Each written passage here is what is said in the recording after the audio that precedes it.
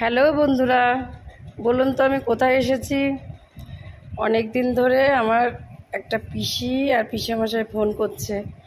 ওরা নবদ্বীপ ধামে থাকে, যে আয় মোনা, অনেক দিন আসিস না, বেড়াই যা বেড়াই যা। আর সেইভাবে আর যাবো করে আর যাওয়া হয় না। তো আজকে হঠাৎ করে মনে হলো যে যাই, আজকে ঘুরেই আসি। সকালকের খাওয়া দাওয়ার পরে সবাই রওনা দিলাম 12টা-1টার দিকে। তো এই যে আমরা মায়াপুর থেকে নদী পার হচ্ছি, দেখতেই পাচ্ছেন, সবাই মিলে যাচ্ছি। তো ভাবছি পিসি বাড়ি তো যাবই, তার আগে নবদ্বীপে মায়ের দর্শন করে তারপরে পিসি বাড়ি ঢুকবো। খুব সুন্দর না গঙ্গা নদী। আর দেখুন আমার ছেলে আমার সঙ্গে ইয়ার্কি করছে, মিষ্টু আছে। আমরা সবাই পৌঁছে গেলাম পুরামাতারা মন্দিরে, সবাই পূজা দিচ্ছি। আপনারা অনেকেই হয়তো এসছেন এখানে, যারা নবদ্বীপে আসেন, কিন্তু আবার অনেকেই জানেন না বা এখানে মন্দিরটা আছে।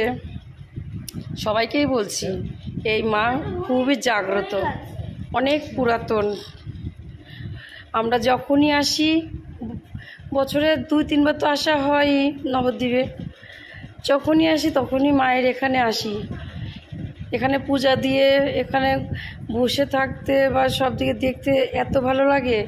এখানে পরিবেশটা একটু অন্যরকম, আসলেই মনটাকে যেন ভালো হয়ে যায়। আমি সবাইকে অনুরোধ করছি, যারাই আসবেন নবদ্বীপে অবশ্যই মায়ের কাছে আসবেন। মায়ের এখানে শুনেছি যা মনে মনে মানুষ মানসা করে সবই ফলে যায়। আর কেউর হয়েছে কিনা জানি না, আমি অনেক সময়ই অনেক ফল পেয়েছি। এই জন্য আমার খুব ভালো লাগে বলে আমি যখনই আসি মাকে দর্শন করে যাই। আর যারা নাকি অনেক অনেক দূরে থাকেন, আসার ইচ্ছা থাকলেও আসতে পারবেন না, তারা এখান থেকেই মাকে দর্শন করে মনে যা কামনা আছে বলতে পারেন। আমার মনে হয় ঠিক ফলবে। এখন আমরা একটু ধূপধুনা দেখাচ্ছি ঠাকুরকে। সবাই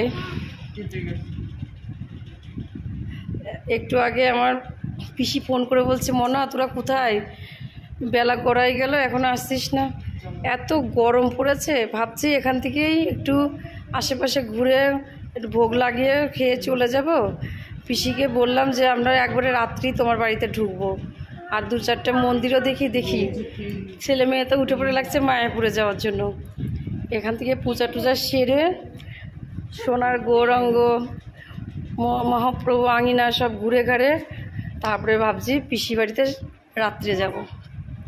রাত্রিটুক থেকে আবার কালকে ভোরবেলা বাড়ি আবার রওনা দিতে হবে, কারণ আমার কোনোখানে যে থাকার উপায় নেই।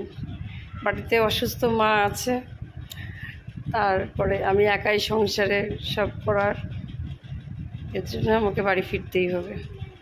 যার যার ভালো লাগবে এই ভিডিও দেখে, যারা মায়ের ভক্ত সবাই একটা করে লাইক এবং সাবস্ক্রাইব করে দিও।